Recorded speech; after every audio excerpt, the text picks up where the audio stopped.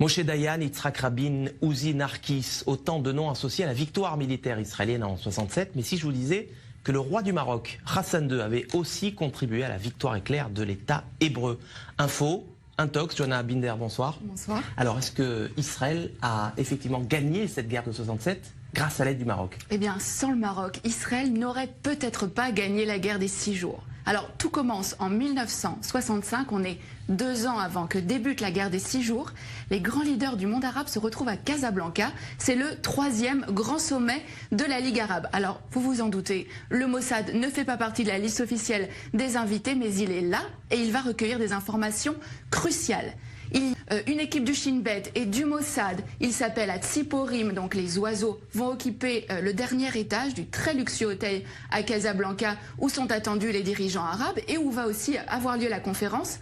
Mais la veille de ce sommet, Hassan II est pris de panique et il somme les agents israéliens de quitter l'hôtel. Mais au terme de cette conférence, il va livrer aux agents israéliens l'enregistrement complet de cette conférence. Hassan II a tout enregistré en secret. Il n'a pas confiance dans les invités de la Ligue arabe. C'est à peine croyable. Mais qu'est-ce que les Israéliens vont bien pouvoir découvrir sur ces cassettes? Alors, les enregistrements vont révéler qu'il est question de créer un commandement arabe unifié pour mener les hostilités contre Israël. Et le point crucial, c'est que les rangs arabes sont profondément divisés. On va pouvoir entendre des échanges extrêmement vifs entre Hussein de Jordanie, mais aussi Nasser.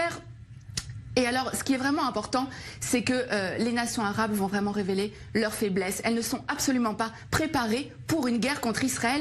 Et c'est vraiment sur la base de ces informations-là que Tsahal va lancer les premières opérations de la guerre des 6 jours en 67. Alors voilà un dirigeant arabe sunnite qui est censé être solidaire de ses homologues arabes. Pourquoi Hassan II a-t-il fait ce choix?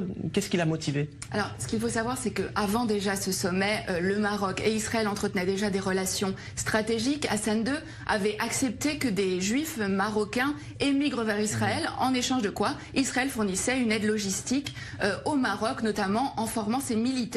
Et suite à cette opération, qui a vraiment été considérée comme le fleuron des renseignements israéliens, Israël est en dette vis-à-vis du Maroc. Seulement un mois plus tard, en octobre, cette dette a un nom, c'est Mehdi Ben Barka, le plus farouche opposant d'Hassan II. Le Mossad participe à l'opération Baba Batra. L'objectif, c'est faire disparaître absolument Ben Barka, Baba Batra aux initiales donc de Ben Barka, mais c'est aussi le nom d'un traité du Talmud. Le Maroc a donc été un allié indispensable à Israël dans la guerre des 6 jours, même si, on le voit bien, aucun cadeau n'est gratuit.